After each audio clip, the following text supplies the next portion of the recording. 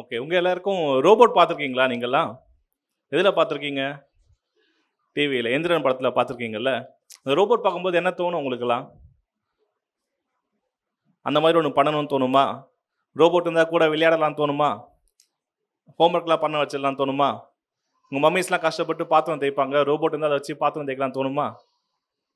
தோணும் இல்லையா? என்னைக்காவது செய்ய ட்ரை பண்ணி பார்த்துருக்கீங்களா ரோபோட்ஸ் எல்லாம்? ஏன் ட்ரை பண்ணதில்ல? வீட்டில் டாய்ஸ் வச்சு விளையாடுவீங்கல்ல? சாப்பாடு செஞ்சு விளையாடுவீங்களா? TV operate பண்ணுறீங்கல்ல? பாட்டு கேட்பீங்களா? பாட்டுக்கு டான்ஸ்லாம் ஆடுவீங்களா? இதெல்லாம் பண்ண முடியுதுல்ல? ஏன் ரோபோட்லாம் பண்ணணும்னு ஏன் தோண மாட்டுது? ஏன் பண்ணுறதுக்கான முயற்சிகள் எடுக்கல? அது கஷ்டம்னா பண்ண தெரியாது. சரி, பாட்டு பாட தெரியுமா நமக்கு பிறந்த உடனே? தெரியாது. கற்றுக்கிட்டோம் இல்லையா? பேச தெரியுமா பிறந்த உடனே? கற்றுக்கிட்டோம்ல. நடக்க தெரியுமா? கற்றுக்கிட்டோம்ல.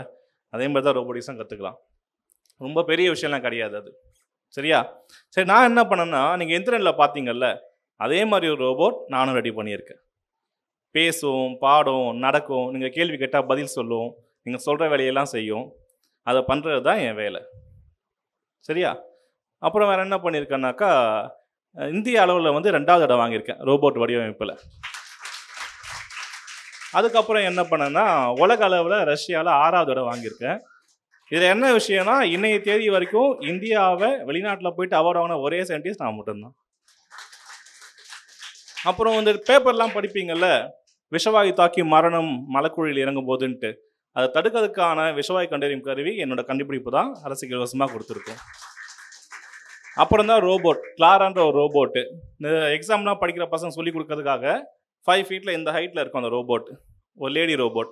அதை பண்ணி மலைவாழ் பள்ளிகள்லாம் கொடுத்துட்டு வரும் அந்த பசங்களுக்கு கிளாஸ் எடுக்கிறதுக்காக. அதுவும் நம்மளோட கண்டுபிடிப்பு தான். அப்புறம் இந்த குழந்தைங்கள்லாம் கடத்திட்டு போயிடுறாங்கல்ல, அப்போ அந்த பசங்களை கண்டுபிடிக்கணும் இல்லையா? அப்போ நம்ம ஒரு ஜிபிஎஸ் ட்ராக்கர் தான் கண்டுபிடிக்கலாம். ஆனால் இன்டர்நெட் இல்லாட்டி என்ன பண்ணுறது? ஸ்மார்ட் ஃபோன் இல்லாட்டி என்ன பண்ணுறது? அப்போ ஸ்மார்ட் ஃபோன் இல்லாமல் இன்டர்நெட் இல்லாமல் இருக்கிற ஜிபிஎஸ் நம்ம கண்டுபிடிச்சது தான், இலவசமாக தான் கொடுத்துருக்கோம் அரசுக்கு. இதெல்லாம் கண்டுபிடிச்சிட்டோம்ல, நம்ம பேக்ரவுண்ட் என்ன? ஒன்றுமே கிடையாது, ஒன்றுமே இல்லை. எங்கள் அப்பா விவசாயம் பண்ண முடியாமல் ஊரை விட்டு சென்னைக்கு வந்தப்போ முதல்ல பார்த்த தொழில் துப்புரவு தொழில், ட்ரைனேஜ் க்ளீன் பண்ணுறது. அதான் என் பேக்ரவுண்டு. ஆனால் அதுலேருந்து எப்படி நான் அதெல்லாம் பண்ணீங்க, எப்படி இந்த ஸ்டேஜ்லாம் போனீங்கன்னு கேட்டாக்கா, இன்னொரு பேக்ரவுண்ட் இருந்தது. அது என்னது?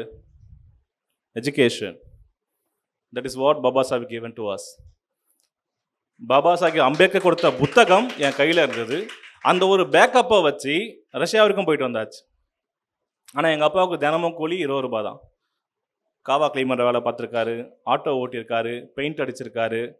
அப்புறம் என்ன, இந்த ப்ராட்வேல ஜெய்ஹிந்த் ரோட்வேஸ்னு இருக்கும், அதில் இந்த மருந்து மூட்டைலாம் இறக்கி ஏற்றுற வேலை. அது இறக்கும்போது பாட்டில் வந்து முதுகிலே குத்திக்கும், கட்டு போட்டு வருவார், அடுத்த நாள் வேலைக்கு போவார். இதெல்லாம் பார்த்து தான் படிக்க வச்சாங்க. ஆனால் அந்த மாதிரி கஷ்டப்படுற வேலைக்கெலாம் நான் போகக்கூடாதுனாக்கா, கஷ்டப்பட்டு படிக்கணும்னு எனக்கு தெரியவும் நான் படித்து மேலே வந்துட்டேன், எஸ்கேப் ஆகிட்டேன். இப்போது நான் ஒரு ரெனோடு ரோபோட்டிக் சயின்டிஸ்ட் ரெப்ரசன்டிங் இந்தியா. பாரத தேசத்தின் பெருமைன்னு அவார்டு கொடுத்தாங்க. போன வாரம் கவர்னர் கூட்ட அவார்டு கொடுத்தாரு, அதுக்கு முந்தின வாரம் முதல்வர் கூட்ட அவார்டு கொடுத்தாரு. எல்லாரும் நம்மக்கிட்ட தேடி வராங்க, நம்ம கூட இருக்க சொல்லி கேட்குறாங்க. அப்போது கவர்னர், முதல்வர் இவங்கெல்லாம் பெரிய ஆளாக பார்க்கணும்ல. அவனுக்கு அத்தனை பேரையும் எது நம்மக்கிட்ட வந்து உட்கார வைக்குது? படிப்பு. அப்போ உங்ககிட்ட அந்த புக்கு கையில் இருக்கா இப்போது? அப்போ நீங்களும் படிக்கலாம்ல. படித்து என்ன மாதிரி வரலாமா? என்னோட சூப்பராகவே வரலாமா?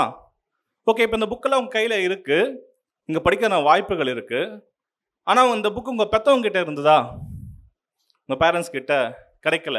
உங்கள் பேரண்ட்ஸ் கிட்ட இல்லாத புக்கு, உங்கள் பேரண்ட்ஸோட பேரண்ட்ஸ், உங்கள் பாட்டி தாத்தா கிட்ட இல்லாத புக்கு உங்கள் கையில் எப்படி வந்தது? படிக்கிற வாய்ப்பு உங்ககிட்ட இருக்குது, புத்தகம் உங்ககிட்ட இருக்குது. அந்த புக்கு உங்கள் அப்பா கிட்ட இல்லை, உங்கள் தாத்தா கிட்ட இல்லை, எப்படி உங்கள் கையில் வந்தது? அதை ஒருத்தர் கொண்டு வந்து சேர்த்தாரு, அவர் தான் பாபா சாஹிப் அம்பேத்கர். சரி, பாபா சாஹிப் கிட்ட இந்த புக்கு எப்படி வந்திருக்கும்? நீங்கள் சொல்லலாம் புரியுதுன்னா, பாபா சாஹிப் மூலமா புக்கு என் கையில் வந்தது.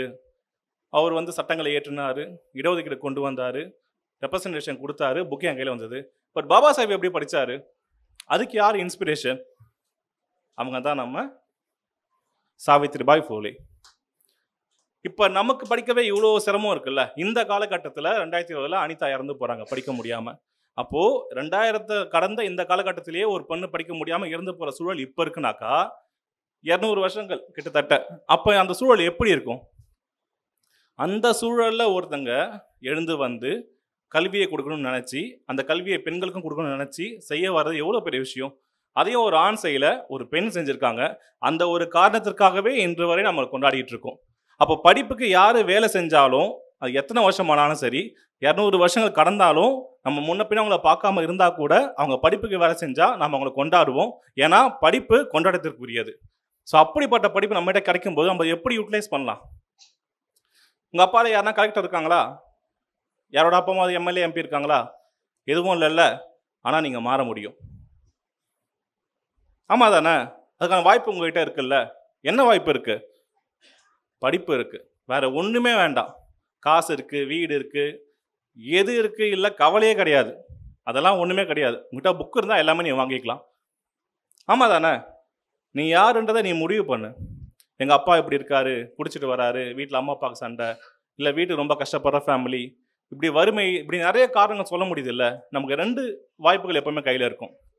ஒன்று, ஏன் சாதிக்க முடியலன்னு சொல்கிறதுக்கான காரணங்கள் இருக்கும். இன்னொன்று, அந்த காரணத்தெல்லாம் புறந்தள்ளிட்டு ஜெயிக்கிறதுக்கான ஒரு வாய்ப்பு இருக்கும்.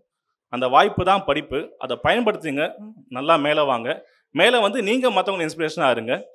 அது மட்டும் தான் கேட்கறது. நம்மளாம் நன்றி சொல்லுவோம் நினச்சி பாபா சாஹிப் நமக்கு கல்வியை கொடுக்கல. கரெக்டு தானே? பின்னாடி கணித்துன்னு ஒருத்தன் வருவான், அவனுக்கு தேங்க்ஸ் சொல்லுவான் அப்படின்னு நினச்சி அவர் பண்ணலை. அவர் படித்தார், படிப்போட அருமையை புரிஞ்சுக்கிட்டாரு, அதை மற்றவங்களுக்கு கடத்தினாரு. இன்னைக்கு அவரால் நான் இங்கே நிற்கிறேன். ஸோ என்ன மாதிரி நீங்களும் வளர்ந்து மேலே வரணும். நீங்கள் உங்களோட தம்பி தங்கைகளை மேலே கூட்டு வரணும். இதை ஒன்று மட்டும் பண்ணுங்கள். ஜெய் பீம், ஜெய் பாரத், ஜெய் கன்ஷிராம், ஜெய் ஆம்ஸ்ட்ராங்.